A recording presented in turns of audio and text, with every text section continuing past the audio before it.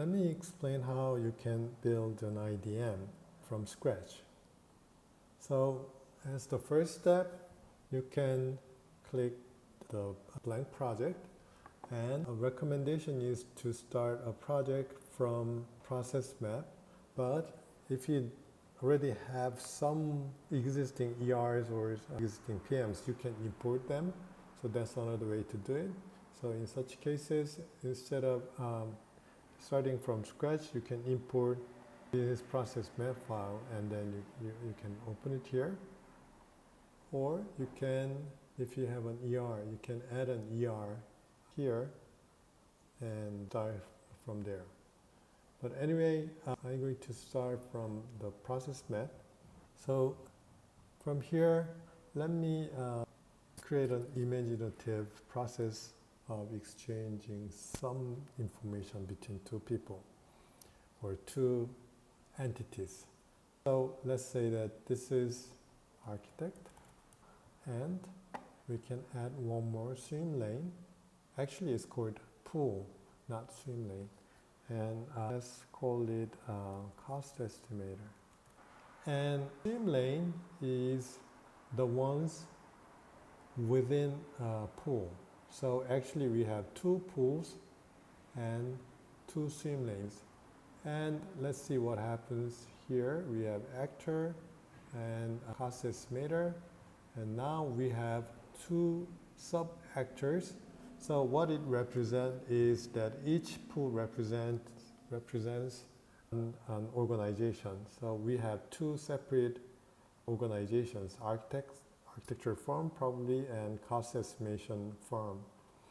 And the swim lanes, each one of these represents an internal group of a cost estimation firm.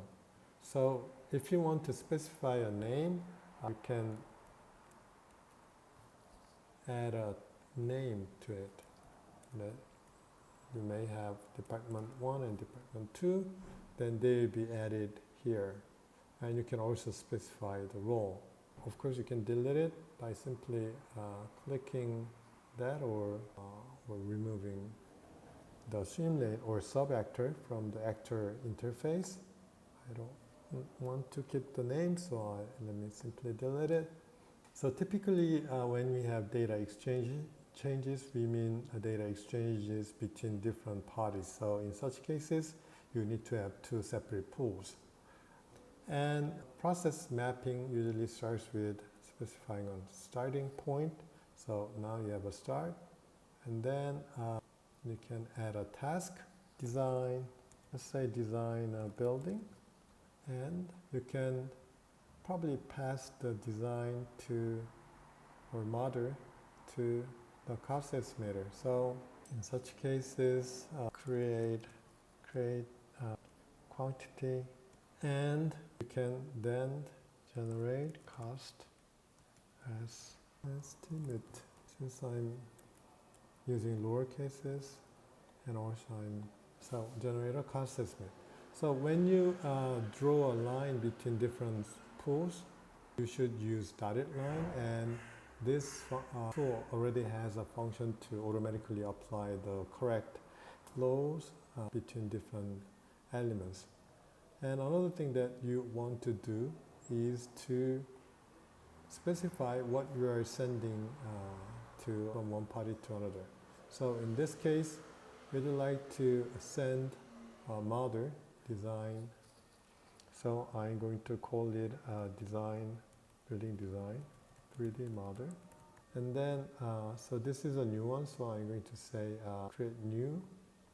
But however, if you look at exchange ER, it is reported as the top one, but we don't want it to be the top one, so let me add one.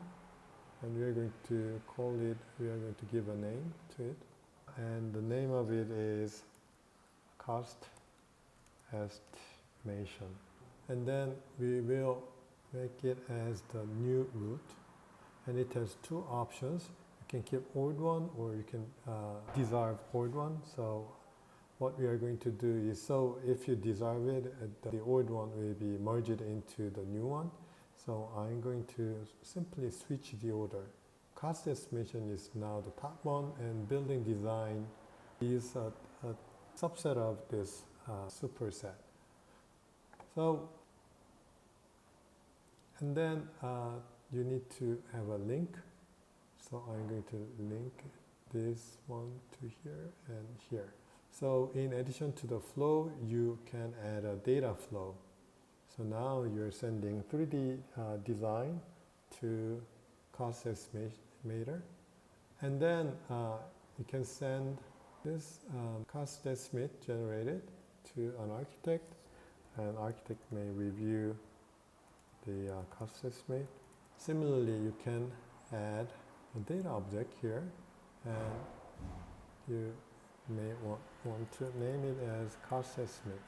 So what you're doing is you're sending a cost estimate from cost estimator to architect. Of course, you can keep moving on to the next phase, but before you do that, let's check what happens when we click the data object. So if you click data objects, the individual ER shows the information of what is included in each data object. And also you can do that from the ER interface. And if you change any one of these, if you want to change any one of these, you need to do it from the individual ER. And also, once you are done with PM, you can specify use cases, or you can specify use case information first, and then come back to the PM. There is no definite sequence or recommended sequence, but you can go back and forth.